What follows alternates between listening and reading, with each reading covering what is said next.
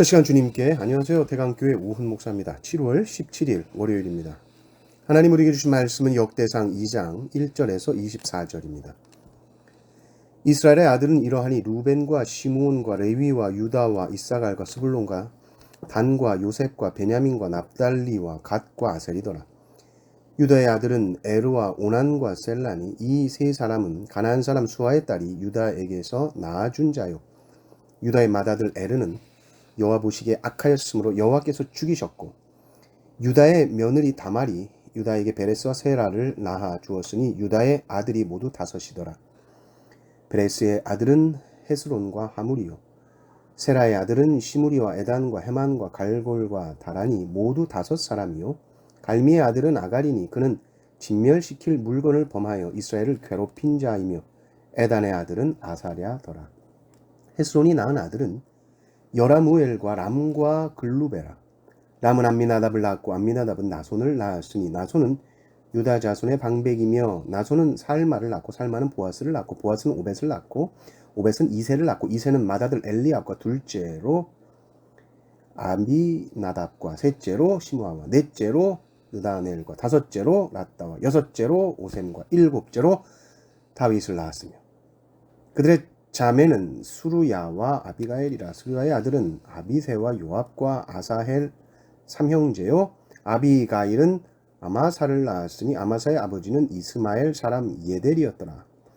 헤스론의 아들 갈렙이 그의 아내 아수바와 여리옷에게서 아들을 낳았으니 그가 낳은 아들들은 예셀과 소밥과 아르돈이며, 아수바가 죽은 후에 갈렙이 또 에브랏에게 장가들었더니 에브랏이 그에게 훌을 낳아주었고, 훌은 우리를 낳고 우리는 부살레를 낳았더라. 그 후에 헤스론이 60세에 길르앗의 아버지 마길의 딸에게 장가들어 동침하였으니 그가 스굽을 헤스론에게 낳아주었으며, 스굽은 야일을 낳았고 야일은 길르앗 땅에서 23성읍을 가졌더니 그술과 아람이 야일의 성읍들과 그낫과 그에 딸린 성읍들 모두 60을 그들에게서 빼앗았으며, 이들이 다 길르앗의 아버지 마길의 자손이었더라. 헤스론이 갈렙 에브라다에서 죽은 후에 그의 아내 아비야가 그로 말미암아 아수훌을 낳았으니 아수훌은 두고아의 아버지더라. 아멘. 오늘 말씀은 야곱의 자손들 이야기입니다.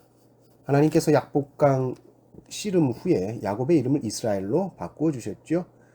그리고 야곱의 12아들이 이제 이스라엘의 12지파가 됩니다. 그래서 이스라엘의 이 12아들 이름이 쭉 나열이 되고 있습니다. 야곱의, 그러니까 이 이스라엘의 12명의 아들 중 누가 구속 역사의 대를 잇는 아들이 됩니까? 바로 넷째 아들인 유다입니다. 그 유다 지파에서 다윗이 나오고 그 다윗의 자손에서 예수 그리스도가 오시는 것이죠.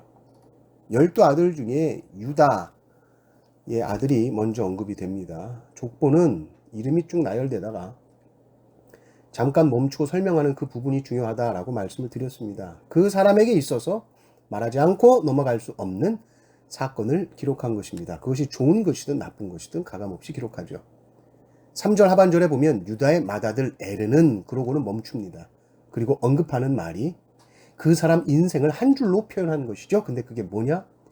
여호와 보시기에 악하였으므로 이렇게 나옵니다. 이런 걸 보면 깜짝 놀라는 겁니다. 와, 이 사람의 인생 한 줄이 이렇게 표현되는구나. 유다, 명문지파죠. 맏아들, 좋죠, 여기까지. 에르, 이름입니다. 그러고는 그 사람 여호와 보기에 악한 사람이야. 그렇다면 그것은 너무나 불행한 삶이죠. 그리고 또 독특한 표현이 4절에 보면 며느리라는 표현이 나옵니다. 아니, 족보에 왜 며느리가 나옵니까? 이것은 아주 부끄러운 기록이죠. 시아버지와 며느리의 이 근친상간이 성경에 기록되어 있습니다. 사실 이 역대기는 유다 지파 중심으로 또 다윗 왕 중심으로 기록되어 있는 것인데, 이런 기록들은 빼고 싶지 않았겠어요? 그런데 이런 치부도 성경은 다 기록합니다. 그리고 이 실패를 통해서도 선하신 하나님은 섭리하시고 구속 역사를 이어가신다는 것이죠. 7절도 보면 아간이라는 이름이 나옵니다. 익숙한 이름이죠.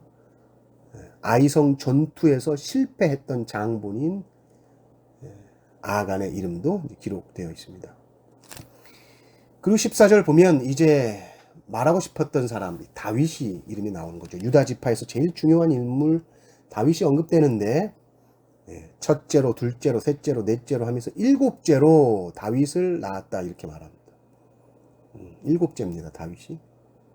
장남도 차남도 아니고 셋째도 아니고 넷째도 아니고 일곱째면 이것이 족보에 기록된 이름이 아닌데 나오는 것이죠. 장남이나 차남이나 중요한 거 아니다는 겁니다.